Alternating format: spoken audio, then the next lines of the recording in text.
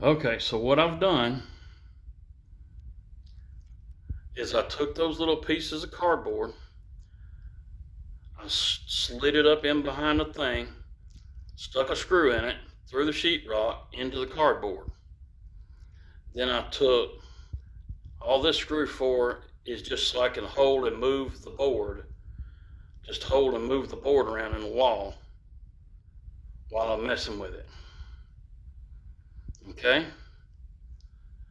Then I took the board and put it up behind that screw and just drilled it on into the board and made sure I sucked this screw in.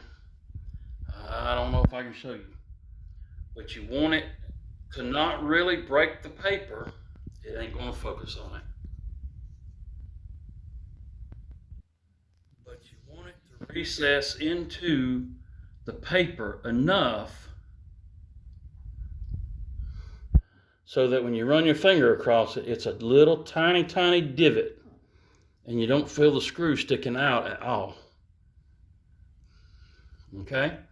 So be real careful when you're screwing that in. It's probably a really bad one to show you with that stupid trim there. All right, now I'm gonna go ahead and stick this bottom screw in at the same time. I should have stuck this on the sides. In fact, I may turn around and do that.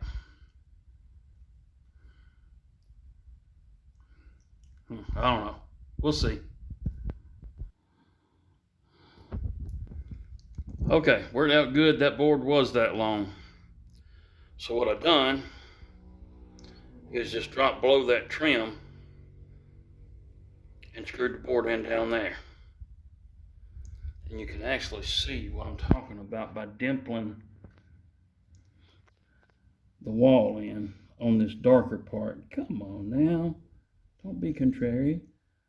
I didn't go through. I didn't take the head of the screw and go through the sheetrock paper. But I actually dented the sheetrock paper with the screw. That way it's easy to cover. This phone just ain't acting right today. I've pulled my screw out of the board. I was going to run it sideways, but I realized there's a stud right there. So that wasn't going to work either.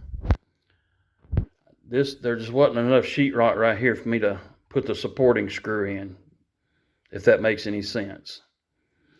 What them two little pieces of cardboard did is push this board maybe less than a 1/16 of an inch past the back of the sheetrock. And you'll see why here in just a little bit. All right, I'm gonna take my little patch and stick it in there. All right, I got my little sissy patch in. Got 2 screws holding the board to the sheetrock. 2 screws holding the patch to the board. Now, this may be a slight exaggeration. I don't know if you can see it or not. Yeah, right there you can see it, but that's a little bit of an exaggeration. Putting those little tiny pieces of cardboard in there recesses your patch in, so when you put mud on it, you don't have a hump on the wall. I'll show you better here in just a minute, but I'm gonna do something else that I ain't never seen anybody else do.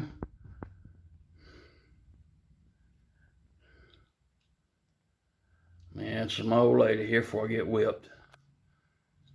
All right. If you'll take your knife, put a good new sharp blade in it.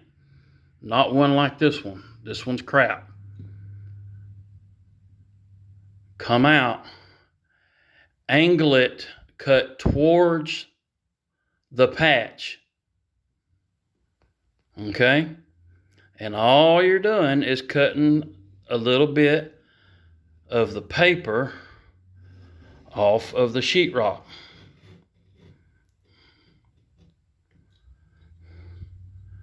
Oh, good Lord, I'm a horrible cameraman and doer. To all you YouTube people that do that by yourself, get out and do all that running around, replacing the cameras, and good gravy. Y'all, my hat's off to you. I ain't about it. And keep your blade, the tip of your blade, pointed towards your patch the whole time. And when you do it, you'll see why you do it that way. If you rub your finger across it, the wall side of the paper will be flat. But where you put the blade towards, it actually raises the paper.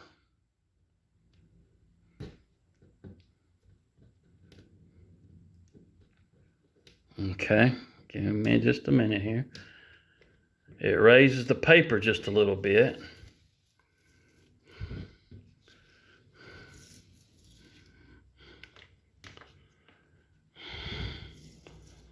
Now, keep in mind, I do not do this for a living. I'd go broke because I'm slow as crap. Now that looks like monkey butt right there. But you'll see what I'm doing here in just a minute, if I can keep the dang phone pointed at it.